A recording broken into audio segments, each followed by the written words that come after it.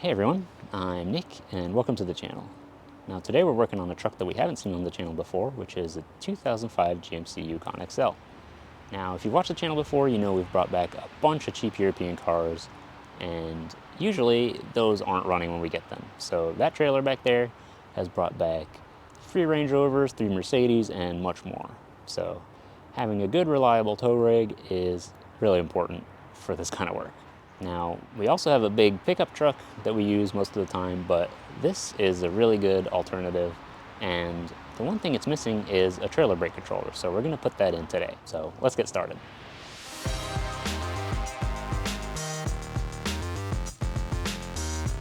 So the kit we're using today is a Reese kit. We're going to use the OEM harness for the GM trucks. It helps plug into the truck, and this side will be the brake controller. So our first step to get this in is to work down here. So right here in the driver footwell, you got this panel right here, and there's like a plastic nut on it, and we're gonna just undo that. It's not very tight. If you need to, you can use a wrench. There we go. It's like a big plastic nut. Then we can wiggle this off. Looks like it's clipped in on this side. Had a little catch there, I had to pull that. Put that aside, and then up here is where our connector is going to go. And you can see in the instructions right here, we're putting it in the second one from the left. So take our connection here, take our wire, reach up, snap it in, there we go. Now we can connect the module. But first we're also going to mount the module, so you'll see right here, there's a sheet metal piece of trim right here. And you could drill holes through it, but I'm actually going to use these two. And I've brought some nuts and screws that are going to fit through there. So our little bracket's going to mount on here. Get one started. I'm using a little screw and matching nut and a washer. That way it's removable. That'll give us some adjustability.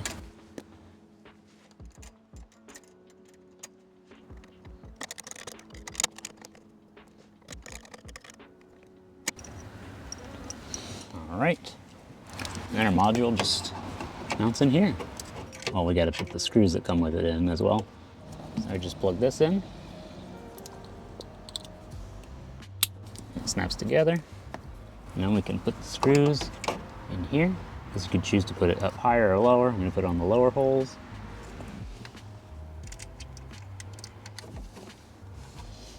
Oops, that was powered on. Right there. Probably because I bumped the buttons.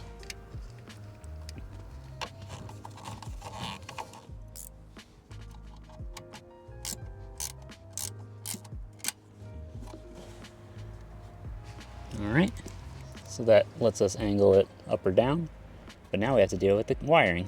So let's find a spot to tuck this away because, well, you know what? First we're gonna put this panel back on and then we can find a spot. Okay, so there's a clip on this side as well, and we wanna make sure we get it aligned properly. Let's see, this is probably gonna come out. Let's have it come out to the right.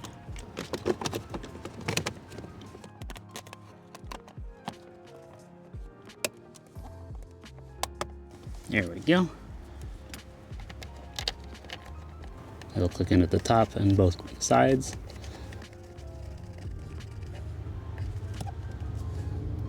Finger tight's good here.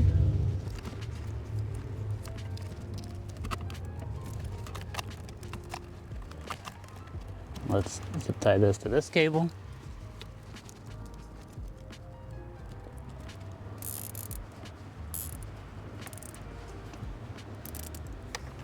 There we go, that's good. And this up here is actually wedged out of the way. Right in there. That should be good to go. Completely out of the way. So that's it, it's mounted. If we want to reposition it, we can just undo those screws. We could tap in some new screws further down there if we wanted to. So we have options, and once we know it works, we can either leave it there or reposition it and decide what we want to do. Some people like to mount them in here, so that's something to consider too. But you'd probably need a longer cable for that. All set.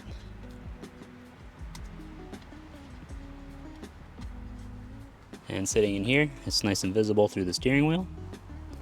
So that is good, and it's not in the way of your feet, but you can adjust it if you need.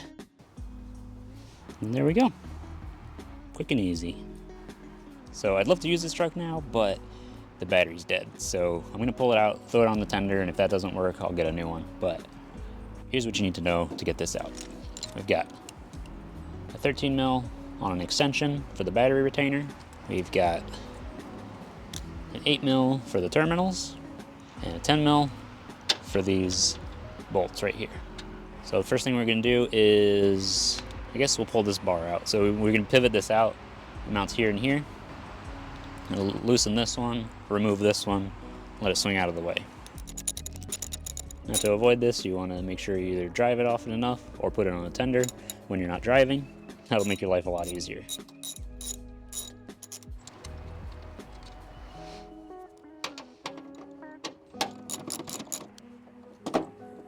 Go. We'll swing that back out of the way when we pull it up. Now let's get the terminals off. We're gonna remove the ground first. Get your little wrench here.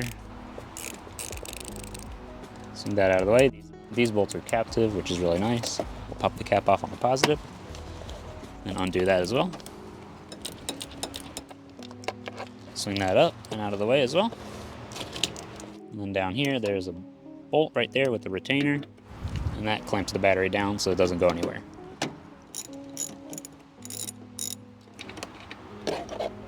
Pull that out with a magnet if you want. And before we go anywhere, I'm actually going to thread this back in so I don't lose it. Just pop that in here. We're going to swing this over. Now, you can even pull this out. That's the retaining block. And just pull this out. Now when you're getting ready to put your battery back in, put the battery in, put the hold down in, and then you can swing this over. And if you're having difficulty realigning it up here, you can keep loosening this bolt, and that should allow you to wiggle it into place. I actually wonder if on this truck, there's a little bend here. Maybe it was hit in the past. Something slightly moved, maybe from a front end impact. So it doesn't line up perfectly, so you may not have that issue at all. Yeah, that's how you do it. And before I go, I'm just gonna pop this back in. Just get it started so I don't lose it. There we go. And while you're here, you can clean this out. Any leaves, there you go. So that wraps up the work on this truck for now. We'll probably see it again on the channel in the future because there's a couple fixes and upgrades we want to do. So keep an eye out for that. Now soon I'll be back with some regular cheap European car content, and I'll put a teaser in right here for what's coming.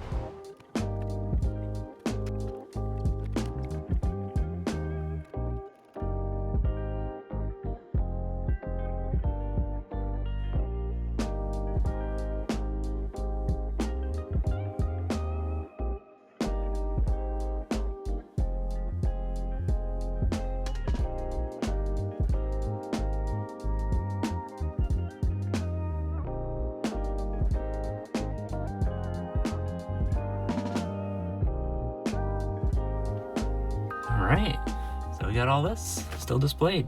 That's awesome. So this is what I've been working on. It's the Range Rover Sport, and what I've been doing is installing an aftermarket head unit, an aftermarket amp to retain the subwoofers in the Logic 7 system, and do all that while retaining the information screen that displays the 4x4 information, the ride height, and the wheel angle. Now the reason you're watching this video today instead of that install is that while I was starting to put things back together, one of the screws fell out of my hand and just blink, right into the dash. Wireless CarPlay adapter. No. So I haven't been able to find it yet, so that's something I'll be working on, so you can see this video real soon. I'm looking forward to finishing this project because it's a really cool upgrade to this truck.